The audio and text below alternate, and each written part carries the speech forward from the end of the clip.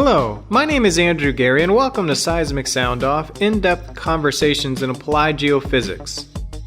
I am joined by Dr. Gerard Schuster to discuss his new book, Seismic Inversion. The book describes the theory and practice of inverting seismic data for the subsurface rock properties of the Earth and will benefit scientists and advanced students in engineering, earth sciences, and physics. Visit seg.org/new books to learn more.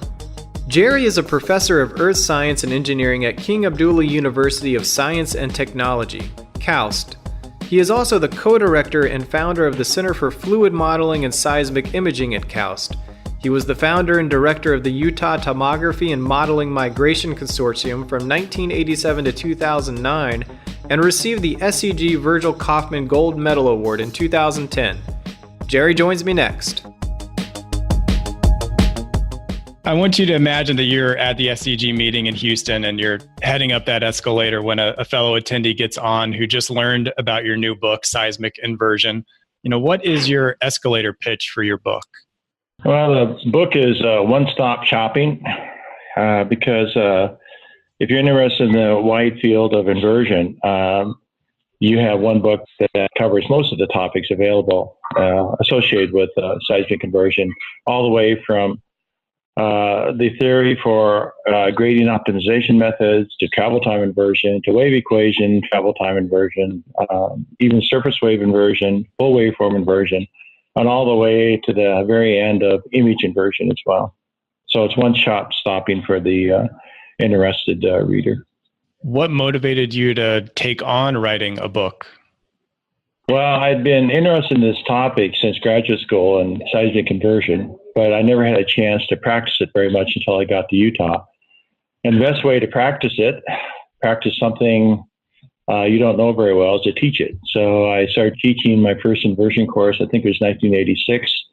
And I'd been teaching variations of that course and advanced versions of that inversion course for the last 34 years.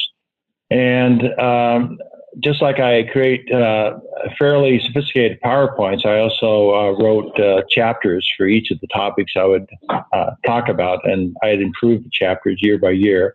And so I want to encapsulate all these learnings with a book on seismic inversion, and that's what this is. Could you provide a short definition for seismic inversion? It's taking seismic data and extracting from it or inverting from it the rock parameter of interest. So a specific example of that is travel time inversion, where they use as the input data the travel times between sources and receivers for different events. And the output is a velocity model of the subsurface. What are, you sort of mentioned it in the elevator pitch, what are the various types of seismic inversion you discuss in the book? We go from the simple ray-based travel time inversion, and we go from the basics of that. And the basics, I mean, we actually derive analytical inverses to specific problems. And then we progress from there to migration, wave equation migration, which is the foundation for linearized waveform and non-linearized waveform inversion. And then we go to skeletonized inversion, where we use a wave equation to invert not all of the wiggles in the traces, but specified portions of them. We call skeletonized data that we think are important, but simpler pieces of data we can rely on in the recorded data. And then we follow that with full waveform inversion methods applied to both synthetic and field data. And we finalize the book with 3 chapters on image domain inversion. I was struck by the wide applications of seismic inversion and just going over the various types or many types. Who do you see as the audience for this book? Well, I see three different types of audiences, first year and second year graduate students. Second type of audience is a professional practitioner. And third type of audience is a general scientist with some familiarity with signal processing and wave equation type methods. For the book evolved from my courses at the University of Utah and KAUST. And so the initial target audience was the first and second year graduate student, or even now the advanced graduate student. But I wrote it in a way so that the general scientist who's not that familiar with seismology can dive quickly into the theory, because I give them basics of what we do for a living. And the professional can use it because we have lots of example code in our computer sections, where the scientist who wants to practice this type of methodology can use our codes to get a head start on this. Why did you decide to include those computational labs and the code in your chapters? Because through 30 some years of teaching, I've learned that just telling somebody or having them write something down is insufficient for completely understanding it. The complete understanding is bringing together both the theory and the computational practice of that theory with both synthetic examples and field data examples. What types of challenges does your book set out to solve? The challenges it sets out to solve is to present a comprehensive overview and theoretical derivation of the many different types of seismic conversion methods there are in our community. And I also wanted to couple the theory with the practice of it by including a large number of computational labs at the end of most chapters. You say in the book that the book is largely concentrating on inverting seismic data for two things, as I saw it, a more accurate velocity model and a reflectivity distribution of the Earth. Of those two components, has developments in technology most impacted one or the other? Well, I think the most important parameter we'd like to invert for from seismic data is that of velocities, because velocities tells you where the reflections are coming from. If you don't have an accurate estimate of the velocity model, you're not going to be able to tell us where the reflectors are located. So of the two, I think velocity model is the starting point to getting a good reflectivity model.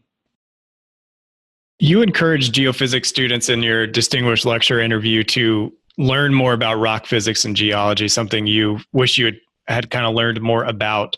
You know, why do you think that is important for students and young professionals? Well, I think it's important to learn about rock physics and geology, because that is how you connect the wiggles in your seismic traces to the reality of the world we live in. Geology gives you that big picture of how things got to be where they are, and rock physics tells us the micro picture of how to connect the physics of what we actually have in front of us, the rock.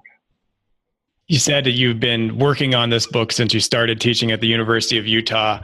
You know, what have you learned on the subject when you went to go and put kind of the final manuscript together for the book that you didn't know before putting it all together in a single text? Well, I only had a superficial knowledge of image domain inversion methods. But the book forced me to read widely and learn more deeply about a comprehensive view of the image domain inversion methods. And that's what I tried to capture in the last 3 chapters of my book. And that's really the new thing that I learned that I didn't really know before. How have advances like full waveform inversion impacted seismic inversion? Well, there was a recent article in one of the oil journal magazines about 6 months ago that I think it was on the leading page of it, how one of the big oil companies, I think it was BP, had discovered for the first time this large oil deposit beneath salt, and they claimed they could not have been able to see what was there unless they had the full waveform inversion technology. So I think it's starting to have a big impact with some of the oil companies in discovering new deposits beneath salt and around the salt flanks. What were some of your takeaways, be it personal or professional, in writing this book? Well, the one thing I noticed in writing this book, when I was trying to bring it together, I would be asking my students or former students to provide code to help understand the theory better, and to everybody I asked, everybody, they were so generous in their time to put together the code and help me debug the code and get it ready for publication. So I'm very appreciative of my students and former students who have helped me in this endeavor. Do you see seismic inversion as a culmination of your pioneering work on seismic interferometry, imaging, and just your general long career in geophysics? I think I consider it to be a culmination of my long career in geophysics and teaching for many years at University of Utah and continuing on so at KAUST. I think it's the encapsulation of a lot of different methods we used, and I think that's the right word for it, and developed over the last 30 some years. What do you hope the readers of your book take away? I hope they will learn not only the detailed mathematical details of the theories, but also their intuitive interpretation of what the math means. And I also want them to have the ability to practice the craft of seismic inversion, and that's where the computational labs come in. So the combination of both theory and practice of implementing seismic inversion is the key message in the book. Is there any other final thoughts you would like to share to help motivate individuals to look at your book and purchase it? Well, I think some of the ideas that we promoted, some time ago have not caught on, but I think those ideas will eventually catch on. And one of them in particular, I think, is this migration deconvolution procedure that appears to be a much less expensive procedure than least squares migration, and perhaps as, if not more effective than it. And that's not widely recognized now, but I think I'm hoping the book will help convince some more readers that this might be true. Visit seg.org/new books to buy Seismic Inversion today. SEG members save 45%. The book is also available as an ebook. If you enjoy the show, please review us on iTunes. Your review helps others like you find the show. Subscribe to Seismic Soundoff on the podcast app of your choice to receive the latest episodes first. Season 1 of Seismic Soundoff is sponsored by the SEG Wiki, home to hundreds of biographies of key geoscientists, geophysical tutorials, and core content from the science of applied geophysics. Visit wiki.seg.org to learn how you can grow the world's first online geophysics encyclopedia. Original music by Zach Bridges. This episode was produced by Isaac Farley and hosted, edited, and produced by me, Andrew Gary. Special thanks to Susan Stam, SEG Books Manager. Thank you for listening. This is Seismic Soundoff, signaling off.